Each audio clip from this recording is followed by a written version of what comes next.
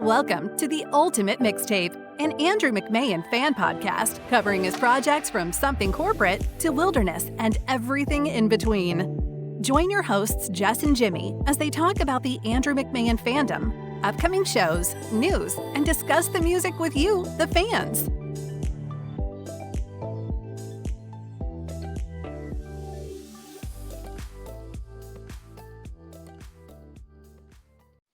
Welcome, Steve Mitzel. Thank you so much for joining us on the podcast today. It's so great to chat with you as always.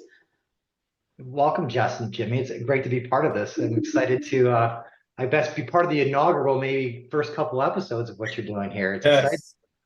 Yes. Yeah, we're excited to kind of have this switch more into a different focus, because why not talk about what we know? And love. Exactly. Everybody knows that we follow Andrew everywhere, so why not, spread the joy with all those people. And most of us that have been involved with the Dear Jack Foundation, we know you, we've met you, we've seen you do updates, and obviously we appreciate all the hard work that you and everyone at Dear Jack does. So for anyone that maybe isn't familiar, can you just tell them about yourself and what you do at Dear Jack? Yeah, for sure. So I've been involved with Dear Jack for, I want to say about 7-8 years. Time blurs as we get older, right? So, I mean, we have different milestones. So I don't really know. And you throw a bunch of COVID and a bunch of other things in there, you really don't know what dates it is. But I think I was kind of anchored back to the kids. It was like 2016, 2017, we formally had a board, and Andrew and I had been friends for, I guess, about 6 years before then. And he knew I had a business background and really wanted to have somebody on the board that could help scale and grow the foundation. So I typically am the board chair. I started as a board member. Steve Smith was the board chair for a very long time. Steve did amazing things for this foundation. Really started from day one, him and Alyssa did, and passed the baton to me. And so I've been the board chair for about 4 or 5 years, I think. And we had a little bit of turnover. Andrew Schwartz, who many people know and love, had really built the foundation up over the last 8 years, and just got us where we need to go. She decided that she wanted to stay home with her baby that she adopted, and we went in a different direction. Didn't quite work out. So Andrew and I really decided that the organization needs some stability. Mm-hmm. I had a couple people leave, so we really wanted to make sure that somebody would step in and really take the reins, maybe with a little bit of business background. Mm-hmm. So I've been the interim executive director since April.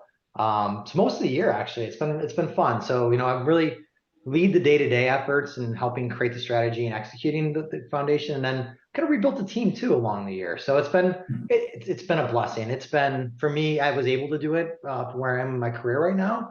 But I every morning I wake up and I think it's just a blessing to be able to contribute in a way to help the AYA community like we do. Yeah, it's pretty cool that you've gotten that chance to adjust from being on the board to stepping up and really like taking in a larger role. But before we get into all the Dear Jack stuff, we just wanted to learn a little bit more about you. Obviously, we've seen you on social media and all that, and you and Andrew, like you said, you've been friends, and I've seen that you guys have connected over the love of surfing. So I thought that was pretty cool. You guys have gone on some like amazing trips together. So what is it about like being on the water that speaks to you? Yeah, and I give you a little surfing background too. I think when Andrew and we started talking about surfing, I've been surfing for 8-9 years, and I'm a perpetual beginner. Like, I am nowhere near the level of Andrew with his skinny, short frame. Like, he picks the stuff up just like you would imagine. But he really what's that, Jimmy? I thought you said skinny shorts, and I was like, that's too far. Like, we don't need to know about that. No. I got dirty secrets, but he started surfing like maybe 4 years ago, and it sounds about right? Yeah. And he picked it up like that. I mean, just his natural ability. You see it, right? He jumps off pianos. He's doing whatever he needs to do. But he's in California where they get consistent waves, and he was going out all the time, and he really went from here to there. So he and I just really were talking about it. Different coasts. I would go periodically in North Carolina, and I just wasn't regular. So we decided in 2019 to go to Costa Rica together. 2020, actually. It was right before the pandemic. And we didn't know, right? We didn't know what was going to happen. It was January, and we had an amazing time. He crushed it. I got crushed. I didn't think he'd ever surf with me again. I mean, literally, I was like, it was bad. It just was bad. I was not ready for Costa Rica. And then the pandemic helped. And then last year we went to Nicaragua, and Andrew got a group of people together.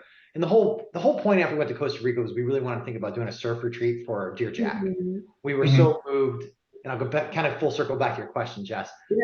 We were just so moved by the what happens in the water. Like when you get out there, and if you're not trying to be an overachiever and you're just enjoying the water and you're really at peace with it, it can be so therapeutic.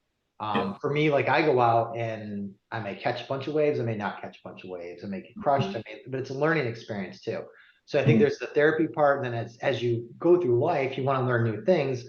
And it's been amazing. I've been out with the dolphins 10 feet from me. I mean, it's been so cool. So, but we had an epic trip in Nicaragua, and we really wanted to immerse ourselves in what a surf retreat could look like for Dear Jack. We did breath work, we did yoga, we did, a bunch of surfing, and it just was like amazing. And Andrew and his ability to like bring people together. None of us really knew each other. And so there were 6 of us, and we all left like best friends. Really, it's a testament of Andrew. So we're planning next year too to go, just because we just bonded over it, and it was so cool. But yeah, being out in the water is Jess, sorry. I love that idea though, just the way that you're using that as a therapy. Like you don't hear about that too often. I know some other therapies are out there, like riding horses and things like that. So I really think that water and the experience in the water is a cool idea. And it's cool, Jess, because Jade, who's another huge like supporter, she works for Nestle, and she connected us to Nestle, which we've been now working with them on sponsorships. And the guy one of the guys connected with, he is part of the International Surf Therapy Organization, which I didn't even know existed. What? And they do things like there's all over the world. There was a study in England where like first responders, instead of sending them through like a traditional therapy, they'd send them to surf therapy, and their success rates of coping were like 60% higher. That's awesome. We really wanted like bring this to fruition. And so what we're finding though is doing it internationally could be very expensive and very hard. So we're working on a domestic, a potential domestic one next year. And I think we've got a donor lined up. And I think we're actually going to target men, because Dear Jack doesn't do a ton just specifically for men. And that's what, the whole thing with Andrew is he's gone through his cancer journey, continues to go through his cancer survivorship. We continue to build things on, hey, I wish this would have happened here, and I wish this could be here for caregivers. But this is really what's done so much in my life in terms of what surfing's done for me. I'd like to give that back. And so, and I tell you too, you guys in Florida, anybody can surf. I mean, if you haven't paddled out, just get a board. Even if you're riding it like a boogie board, it's amazing. Yeah. I was gonna say we'll go to the beach just to like tune out the world, just to listen to the waves and stuff like that. So we do that just for like relaxation. So I'm sure we actually like being on the water, obviously we see dolphins here, but actually being like that close to dolphins, like it sounds like an amazing trip. Do you know where you guys are going to go next year? Yeah, Nicaragua again. Oh, you are? Okay, nice. Yeah, I mean, and Nicaragua was unbelievable. I mean, like you've traveled. The Caribbean is amazing. Nicaragua was like just a different, like it was like you stepped back in time. Nothing had been touched. The cost was so cheap. And like you just find just miles and miles of beaches that are untouched. Like we took boats out to get to breaks, and in fishing villages, we took a shower because there was no running water. We took a shower out of a rainwater bucket. I mean, it was cool crazy stuff. I mean, it really was. Can I do the photography for this trip? We did have a photographer. I mean, I know you did. It was pretty neat. No, it looked awesome. I remember seeing like I think it was like every night you guys updated, and it was like, damn, this trip is like once in a lifetime, but now you're gonna make it too. But it was just like it was really cool to see. And Andrew and his friends are great surfers. I mean, like I was in awe. And that's what, for me, going back to the learning perspective, that sometimes you have to challenge yourself to go. I did okay. But this year I've had ability to be able to do things. And by the end of the year this year, I feel so much better and more confident going next year. Nice. But it's nice to learn things, right? Even coming back to Jess, your question about like Dear Jack, I think it's been super valuable to be in the executive director's chair so I can go back to the board and be like, hey, this is how things actually do run, right? This is what happens when you pick a crappy platform that might not necessarily work as good as we all thought it was going to work. And then we're going to like do a little more diligence on it next time. So yeah. I have no idea what you're talking about. No, nobody does. You talking about MySpace? Oh, okay. Go ahead. So Steve, like we know Dear Jack obviously was founded by Andrew. And the goal is to assist young adolescents and adults going through like a similar battle like he had when he was that age. What is it like to work for the foundation, like with him? I'll consider him a rock star. To know like he's the head of it and like how's it is to work with him like on a daily basis. Yeah, Andrew's like the most thoughtful person you would think he would be. I mean, like he moves fast, and the good thing is I move fast too. Like that was my corporate world is just being there. Right. So he and I are pretty in sync with that. And the team's small and nimble, so we all can move pretty fast. But Andrew has great ideas, and he's far better business person than he would ever give himself credit for. He really knows to combine business with the emotional component of it, and he has inherently really good leadership qualities. So, but he challenges, everybody, and he'll push back on things, and then he'll also can be challenged. So it's great working with Andrew. Like he has big vision, right? And as you can imagine, and so he wants to drive the foundation to that next level, right? We've been kind of here. He wants to go and be the premier AYA cancer community, right? And with that drive, he is up for new ideas and trying things, which we've done a lot this year, frankly. He gets really geeked by it, like, oh, that's really cool. Let's try this. Let's, do this and that. But it's amazing to work with Andrew. And I think our friendships help that. But no matter what, he's always been great with Andrea and everybody else. He's one of the best, obviously, right? And he obviously runs a very successful business at his business.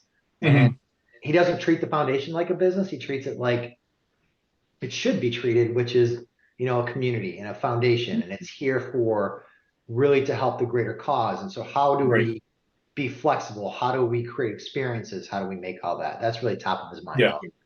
No, that's awesome. It's awesome. So growing up, did you have interest in music? Yeah. Music's on all the time.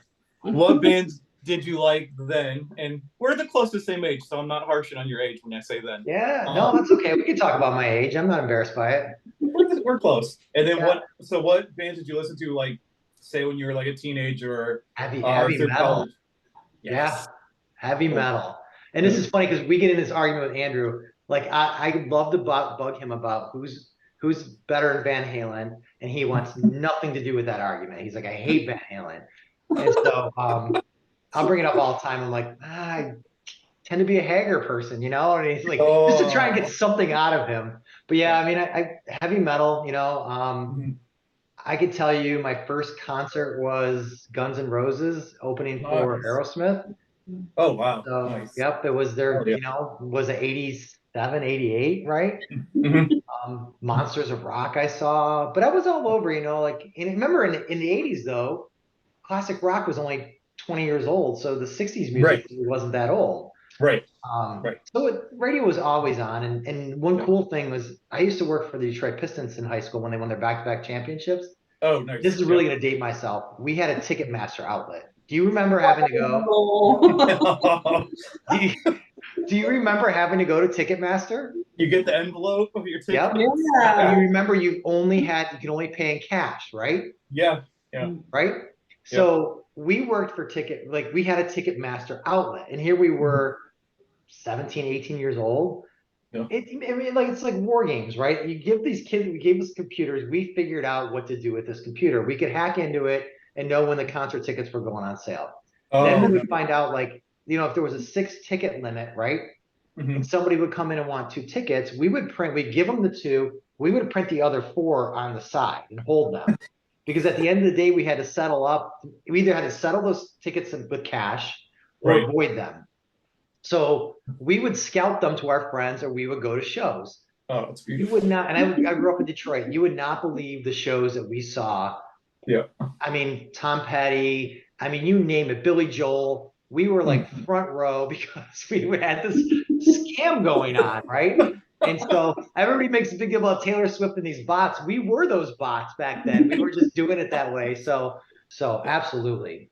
So this is the business guy leading Dear Jack right now. I was a little vulnerable here, Jimmy. I was. Okay, we'll cut that out. What current music do you listen to besides Andrew? Yeah, that's a good question. All Nation's pretty much my go-to. Yeah. And then so I like kind of weave and bob through new bands I hear on All Nation. And sometimes they're older bands I didn't even recognize. Yep. The kids are on the country music, and I can't do that. Oh, no. It's No. foul. No. It's not good. But I like the classic music still. Like I'll turn on the 80s and 90s music. When we were in LA for the benefit, we went to the Viper Room, right? The famous Viper Room. Yeah. And we saw a yacht rock band play, and that was amazing. So, yacht rock's pretty cool too now when you get in your 50s. It's like, hey, that's not bad. No, it's awesome. So you did bring up some shows, and we obviously Andrews are probably at the top of our list for favorite shows, but what's like, I'm gonna say like top 3 favorite like concerts you've been to? Yeah. Tom Petty, I think it was not the Full Moon Fever, but it was the Into the Great White Open tour. Mm-hmm. He was awesome. I got to see Coldplay. Oh, nice. Before they were big, right? Uh-huh. Yep. So, I mean, maybe their first tour in the US. Mm-hmm. And Chris Martin basically played in the round on a piano. Nice. So that was pretty cool. And then I took my daughter to see Taylor Swift, but it wasn't my favorite. This is like 10 years ago. The Red Tour. The Red Tour. I mean, I love Taylor Swift, but I mean, right. But I think seeing Coldplay now from where they are, Coldplay puts on the show that's just like next level. And and I told Andrew just as a friend, I'm like, I've seen bands where they mail in their check. I've seen, and he gets mad when I tell him, I've seen the Counting Crows walk off stage because they were so shit-faced.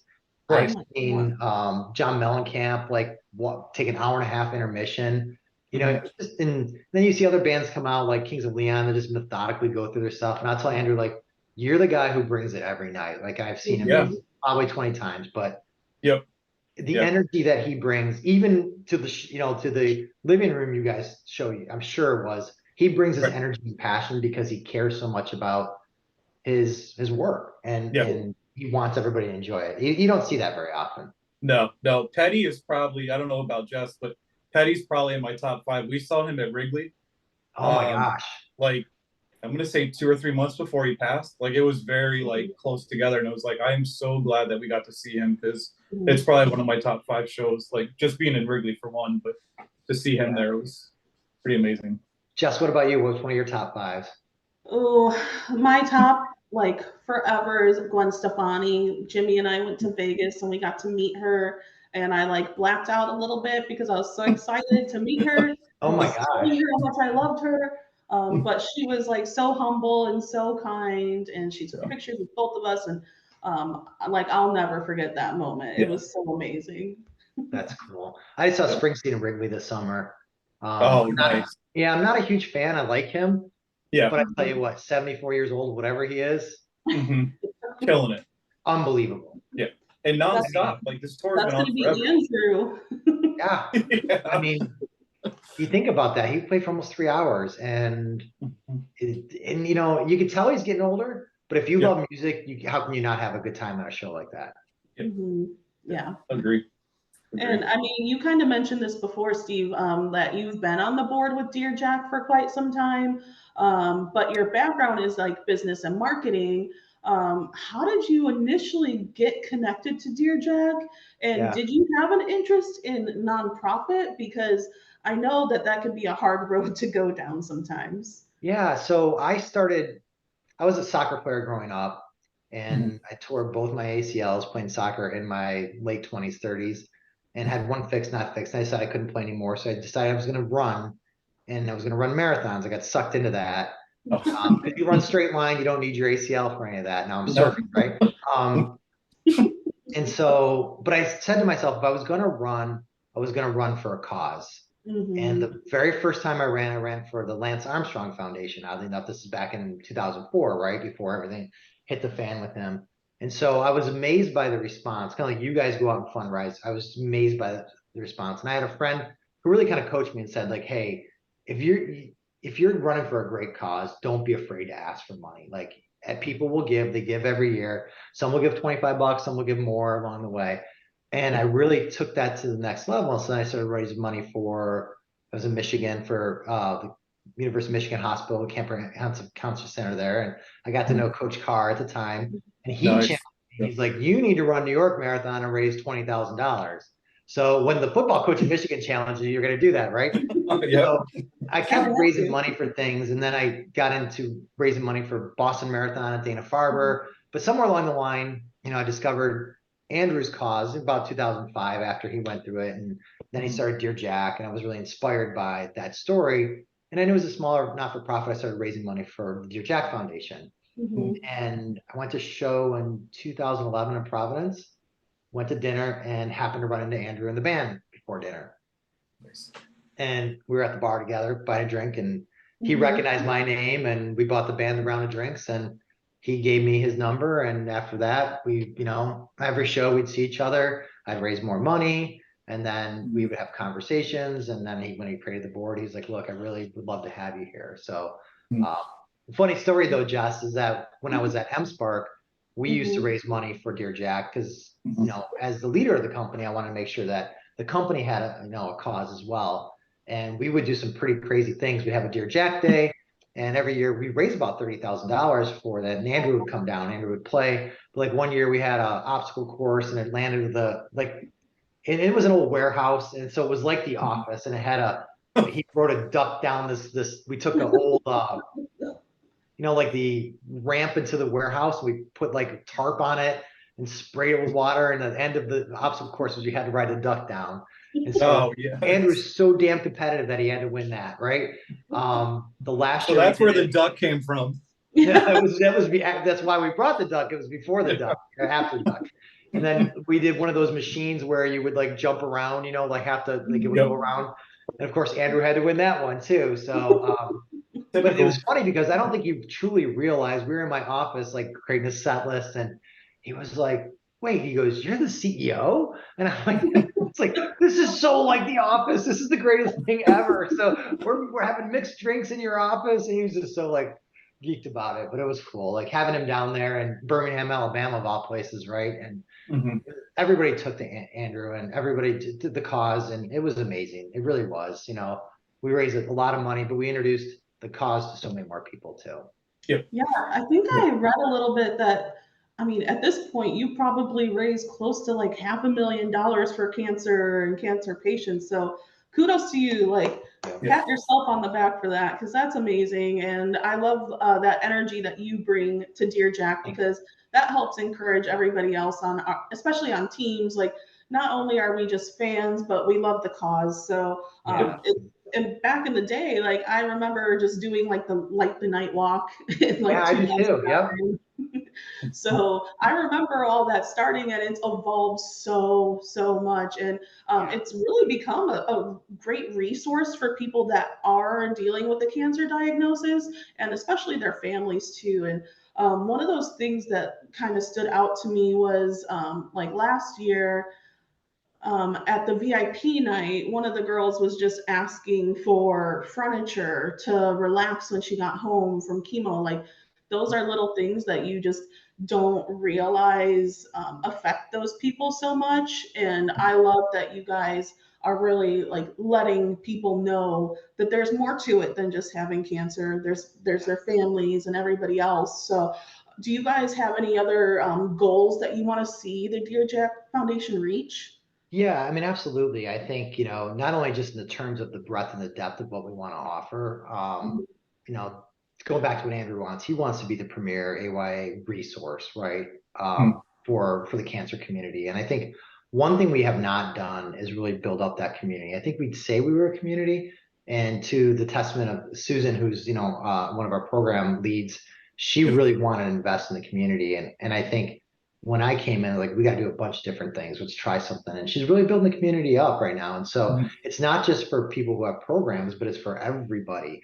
And so we have monthly calls with the community. And then there's monthly alumni calls. And so we bring different resources in. It's starting off a little slower and smaller, but it'll build. And that community, then what we're finding is it attracts other resources. So we're getting people want to be part of our calls, whether that's nutrition, whether that's mental wellness, right? And so then it's opening up other doors for us to talk to different foundations and different people along the way. So that's been a real big shift for us, and we're super excited about it. And then I think we're trying to meet the AYAs, coming back to our age for a moment, right? We're trying to meet the AYA space where we're at, which is like, hey, how do we actually think about what we do in terms of that? So having Discord channels versus Facebook, right? Stuff like that is stuff we're starting to move towards. And even the mental wellness box is one of our programs. It's a great program, but it's a box we send. And so we're like, how do we pivot this to an online resource, right? How do we make this more interactive for the community? And then, because then you can scale it more, you can have far more in it.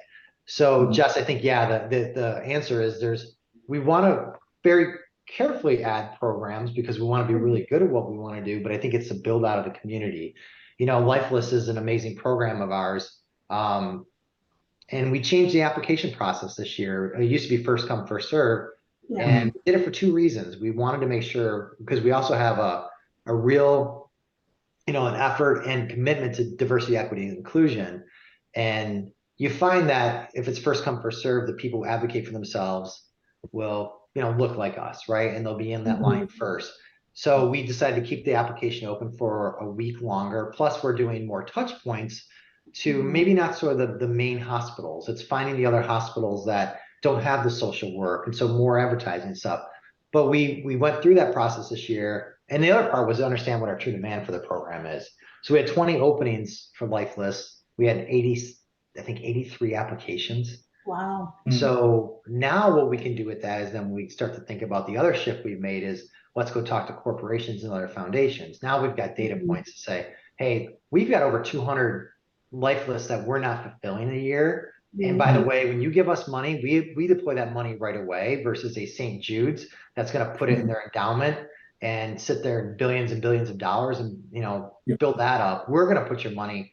And what we're finding with the corporations and the sponsors is that they love our programs because of not only who they impact, but because they impact people. And it's not research based, and that they can, to your point, Jess, they can see that we made a difference in somebody's life that needed it at that moment, right? That we provided hope for that cancer patient.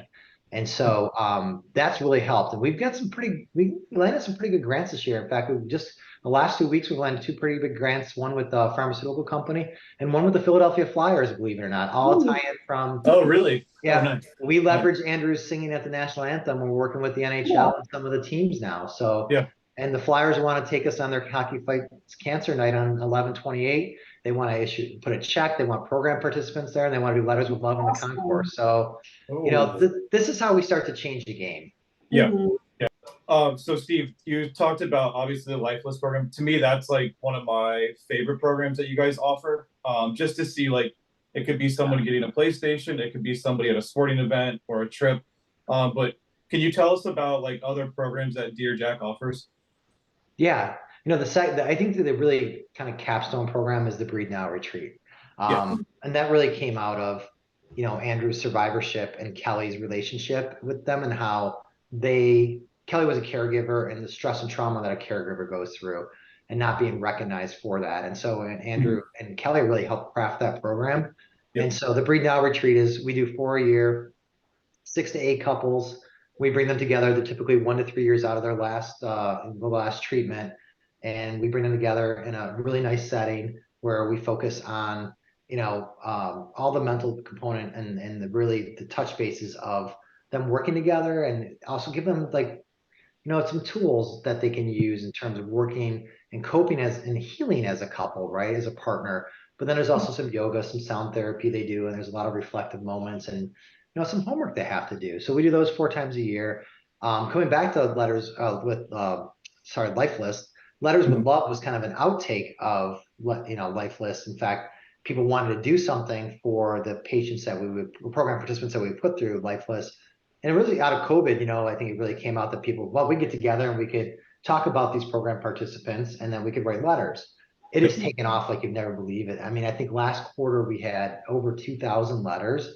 The Yeah, the average program participant, got over 90 letters. And it's also been a real nice entree, to be honest, into the corporation. So like Nestle did a huge event. We've got hundreds and hundreds of letters from Nestle, right? So then Dear Jack gets in front of everybody at Nestle. And so the NHL wants to do one. Different pharmaceutical companies want to do them with us. So it's a connection back to that community, right? And then I think we talked a little bit about the mental wellness boxes that we offer. We partnered with Find Your Anchor, who is a suicide prevention company, foundation that, gives these boxes out. We're trying to think about how to revamp that. And of all programs too, we typically do too, is we try to measure like pre and post some successes so that we can iterate the programs and then also help that in terms of getting funding. Yeah, absolutely. I'm glad that like Susan is working on the community. I think the community is like, it's pretty unique because it's like, it's fans of Andrew, obviously. It's cancer patients who may not know Andrew as a musician. And then obviously it's friends of all those people too. All like caring for a common cause, and they want to like raise money, they want to help and do whatever they can.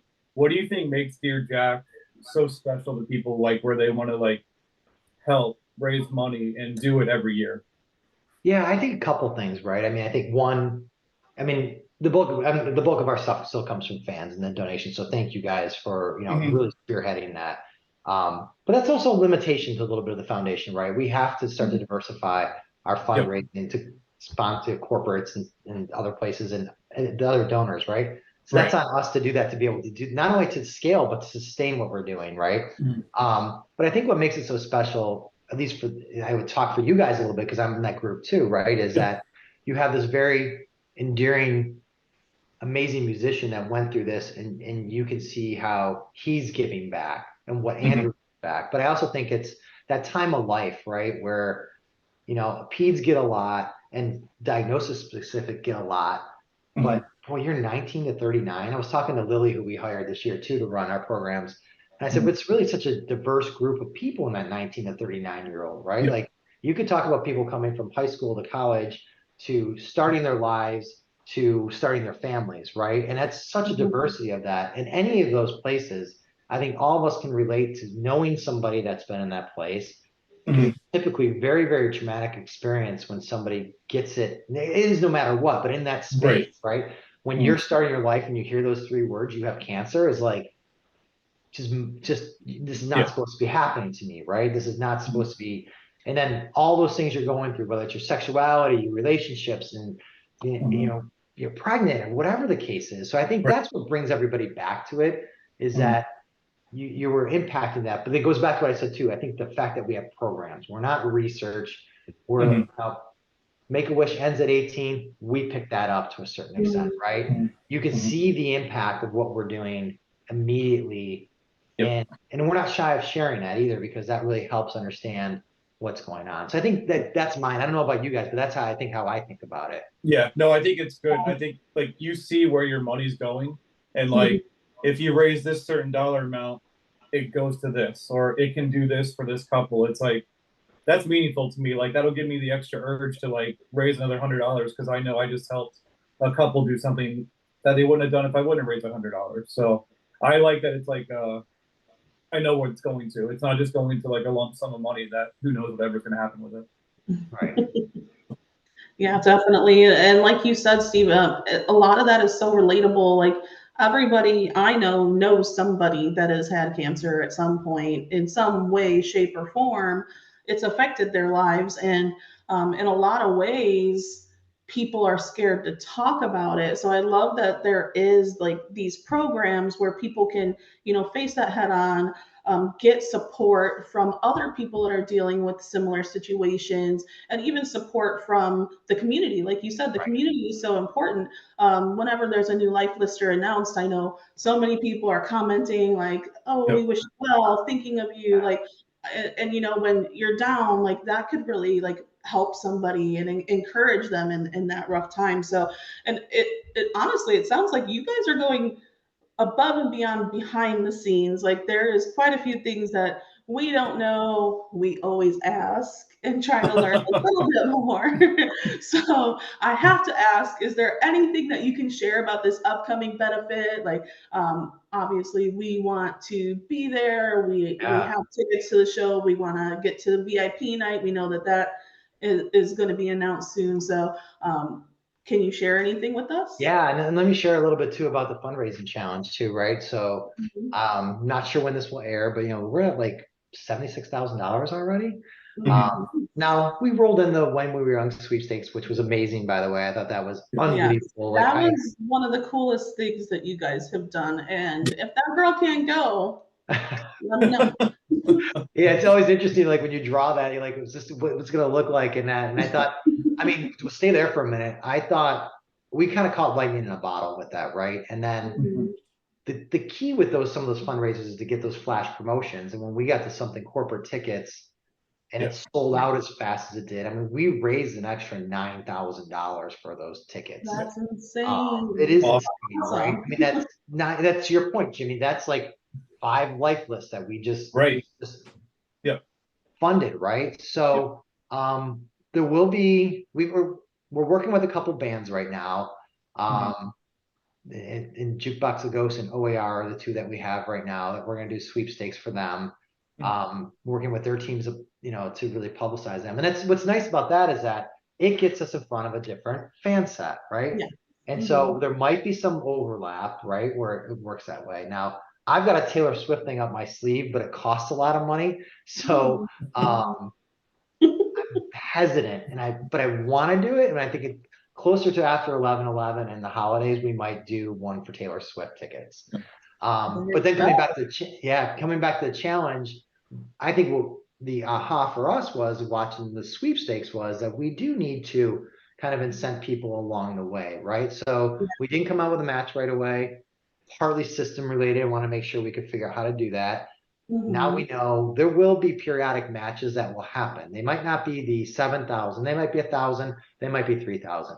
I think pretty much after this week, every week through the next, whatever, 8-9 weeks we have left, you will see some sort of micro prizes and incentives happening. Nice. Some will be random, some will be first come, first serve, So we're pretty excited about that. And then I think from a sweepstakes platform, last year we auctioned off coming to sing La La La, right? At the end of the show, which I love. We raised $3,000. My problem with that is that you start to cap out after a while, right? Like, I'm not gonna pay 1,000. I'm not gonna pay 500. We're gonna use the sweepstakes this year for La La La. Oh, nice. That same platform. You can go buy tickets, and then you'll know the night before you're gonna get to go up and sing La La La. We'll figure out how many people. Probably 4. I think 4 or 5. All right, Jimmy, start saving your money. Yeah. But that's cool. That platform's cool. So we're going to try and come up with some more unique experiences working with other bands and stuff like that along the way.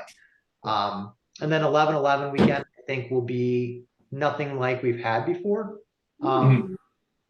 We are going to have a wine dinner the night before, hosted by one of the donors on 11/9. On 11/10, we are going to show the Dear Jack documentary. And Andrew will come at the end to do a Q&A, and that will be, it'll be a pay to get in, just a donation, right? And then VIP night will be amazing. We're changing the format a little bit. I think what we're going to be doing is putting Dear Jack forward a little bit more than we have. We've done panels. I think panels are great, but I think it can get a little confusing as to where we are. We're going to put our programs front and center, and we're going to bring participants back to talk about their experiences. We might do some awards, and we'll have obviously Andrew play. On 11/11, the morning of, there will be a brunch, a VIP brunch we're going to do, and then of course the show. So we've got pretty action packed from. And then I think what will happen too is you'll see some of them released. Jess, your question, we're trying to figure out the timing of it. We typically like to wait a little longer to see how the 11/11 show is selling, but I think in the next, it's hard to believe it's past Labor Day, but I think in the next 2 weeks you'll start to see stuff come on sale. But it's going to be really cool. Jam-packed for like 4 or 5 days. That's exciting. I tried to write everything down as you were saying it, but I'll probably have to watch it over again. Yeah, and we we got rid of the scavenger hunt. We figured the Dear Jack documentary could be a good way to engage. And then of course, the teams individuals that went can come see Soundcheck on 11/11 as well. So we've got that in the mode. We tossed ideas around, like we were going to get Zach on a tour bus to like have a party bus, but that was kind of hard to pull off. Zach was game for it. We talked about like a pub crawl, but figured everybody be drinking anyway. And so yeah, it's going to be an amazing time. I love to see like all of these ideas start to come to fruition. Like it's cool that I mean, for us, 11/11, there's always a lot of excitement around that time, and when you are there, even just as a fan, like you kind of feel the buzz in the air. Like people are so thankful to be there. You're seeing like friends that you haven't seen in a long time, and we get to mingle with the Dear Jack people and like pick your brains, you pick our brains, and it's just a really cool experience. So if anybody's thinking about going, definitely do it. It's worth it. It's so much fun. You make new friends. You see your old friends, and it's just a great time. But what's your favorite part of the benefit every year? Yeah, I mean, I get chills when you were talking about that, right? Because I go back to all the ones that I've been through, and I think it's just the sense of community, like just seeing, and I love having like program participants there because then it really brings it home. It's very emotional, right? And I think it's kind of raw, right? And it's the passion just oozes out throughout the whole weekend. That's what it is. Like you can't put your finger on it, but it's definitely that. Like you feel that pulsating. Yeah, right. And then you go to the show, the 11/11 show is like it's next level energy. And it's like, I mean, to your point, anybody's thinking about going, it's a can't miss concert. I mean, the energy is off the charts. And and then if you go to VIP night, right, you get to see that very intimate, it's very emotional, it's very moving. For me, I think it's just seeing everybody come together in one place in a world that's so divided right now. To feel like you belong no matter who you are, whether you are an AYA member of the cancer community or whether you're raising money, whether you're an Andrew fan or whether you're part of whatever it is, for everybody just to get along and shut the world out for 3 days is my favorite part. And it's a buzz that you want to keep forever, right?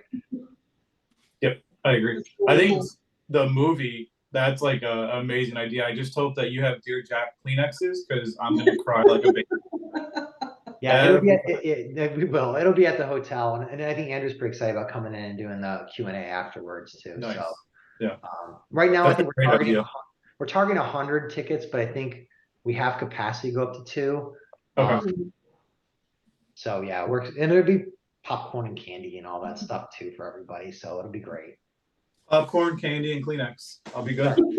And an adult beverage. So obviously we think Dear Jack is like so genuine, and a lot of it obviously is Andrew, because I think he's like one of the most genuine, down to earth people I've ever met. But a lot of people want to like help out, and some don't know how, some don't even really know about the foundation. So could you just give like a brief 2 or 3 ideas on best ways to someone like to get started and start helping out and getting involved with Dear Jack? Yeah, I mean, first and foremost, there's always opportunities for letters with love, right? I think that's a great way. Check the website. I think they're posted when Susan does the general ones. I think it's a great intro to come in to hear what we do and then to be able to contribute. If you want to just write like one right letter and put it in the mail and you've contributed, right? I think that's amazing. Obviously, raising money. I mean, that's always a great opportunity. And I think, Jess, one thing that we were talking about, fundraising, right? My advice to some people on fundraising is, I think what everybody does within the community is great. And I think where we're getting a little, and I think everybody would agree with this, I'll call it fatigued, right? Because it's been 9 years and it gets hard to raise money 9 years after it all without new ideas. And I see a lot of merch being sold back and forth, and that's great. But we're all kind of shuffling money and dollars to ourselves, right? So how do we take that to go out to the next level? And I think if I could say one thing to people fundraising is make the story personal. build your page such that it is about either a lifeless member if you don't have anybody connected, or if it is somebody connected. My friend, Scott had cancer. Let me tell you about his journey. Please donate because this community does this. So even in your pages, your solicitations, the more personal you make it and you connect it to that, I think will help contribute even larger. And so I think fundraising is always a great way to do it. And you can fundraise anytime during the year. It doesn't have to be the challenge, right? Right. And coming up with simple events too. Like if that's what you want to do too. I was telling my daughter this. She goes to UNCW. And I'm like, hey, you guys want to do something? She's like, I don't know what to do. I'm like, go bowling. Just have your friends pitch in $20 and say they can raise money. Raise $100 to your point, Jimmy. $100. It's great. It goes right away to someone who needs it. Right. So I think those are, the three best ways to probably get involved. Yeah, Lisa just did a emo karaoke night. Yeah. It looked like a blast. Like I think probably over half of her team was there, and it was just like, it just looked like a blast. And they raised quite a bit of money, and it was like 4 or 5 hours of their time, and you've changed somebody's life. Like that's I did squares for college football this year. It was a 50-50. Yeah. And we raised $1,100. Right. Over squares. Squares. I mean, I was thinking about charging 100 and giving 50 back, but I charged $50 at $25. We sold 50 squares. And people still have an opportunity to win money too at that point. So 50-50 things are great to do too, right? Yeah. So, and it's easier than selling merch, to be honest, right? Oh, way easier. So you think about this, if you're a sports fan at all, why wouldn't you do March Madness bracket, right? That half of it goes to Dear Jack. I mean, everybody could raise so much money that way, right? So those simple little things, all of a sudden, and that's, I think the foundation needs, we need to shift a lot out of this big heavy back to different micro fundraisings too throughout the year. So yeah, that's, if you have an idea, just, I think it's just great to throw it out there or just ask us. You know us, you can email or text us, whatever, and we're going to get back to you with, yes, here's how you can help. Yeah. Awesome. So those are our serious questions. Now I have 10 fun questions just for you. I'm a little scared. I'm not going to lie. Everything's fine, Steve. Everything's fine. So 10 rapid fire questions. Texting or talking? Ooh, is this my current self or my younger self? Current self at age of blah, blah, blah. Texting. Oh, yes. Go-to karaoke song. Oh, that's a great question. I don't sing karaoke. There's a Blink-182 song that's easy to sing. Help me. Which one? All the Small Things? Yes. Okay. Jess, can you write that down? Because in Austin, we're going to hit a karaoke bar with them. We definitely hit a karaoke bar. There was one in Chicago last year that I missed. Well, we have Boston. Get ready. TV show guilty pleasure. Outer Banks. Okay, nice. I think I know. Oh, Cobra Kai with the second following. Oh yeah. Now old stuff would be totally different. That would have to be One Tree Hill. I did not expect that. I didn't expect you to be an OTH fan. I'm a huge. So we have a place in Wilmington. My daughter became this. She's watched 3 times. I can tell you where Lucas's house is. I can tell you it's amazing. Anything you want to know about Wilmington and how it ties into One Tree Hill. What episode is Andrew on? Yeah. And in fact, we went to a One Tree Hill convention, and my daughter wanted to, and we had our pictures taken with Lucas and come on, what's the other guy's name? Nathan or Minkus or. And so here's the funny thing. Yeah, Nathan. So I used to keep a picture of me, Lucas, and Nathan on my office in Men's Park. And I would tell everybody that those were my brothers. Yeah. And they would be like, it looks awfully familiar. I think I saw them on TV. Surfing or running? Right now, surfing. If you could live anywhere in the world, where would it be? Ooh, well, coming back from Nicaragua, Have you ever worn socks with your sandals? Oh, that's foul, Jimmy. You should be. That's just not acceptable. What color socks were they? I didn't do it. Big dogs or little dogs? Big dogs. Not too big, like medium-sized dogs. Okay. What's something you could eat for a week straight? Pizza. Yes.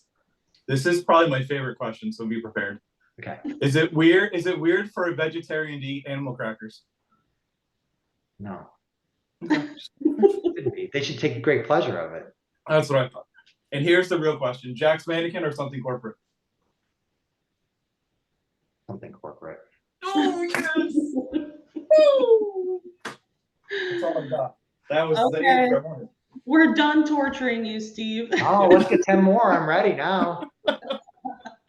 So we are so thankful to have you with us today. I know you're busy getting ready for all these events that you guys have planned for Dear Jack, and we really appreciate your time and all that you guys do for the fans and the foundation. And just remind everyone like where they can go to donate and learn a little bit more about Dear Jack.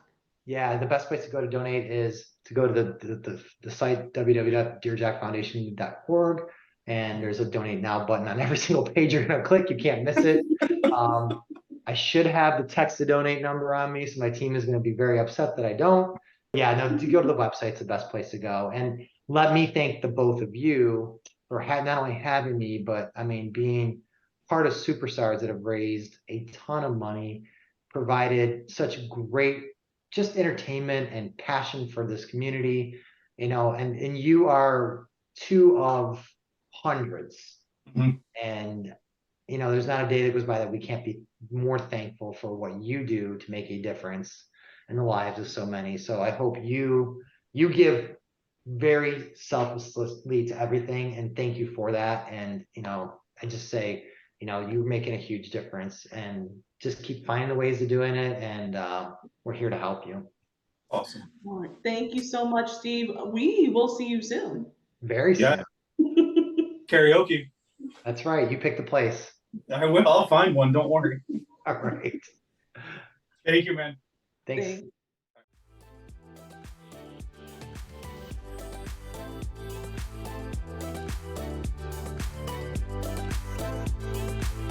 Thank you for listening to the Ultimate Mixtape, an Andrew McMahon fan podcast. Don't forget to like, share, and subscribe everywhere you listen to your podcasts. To keep up with the latest news, visit our website, www.theultimatemixtape.com.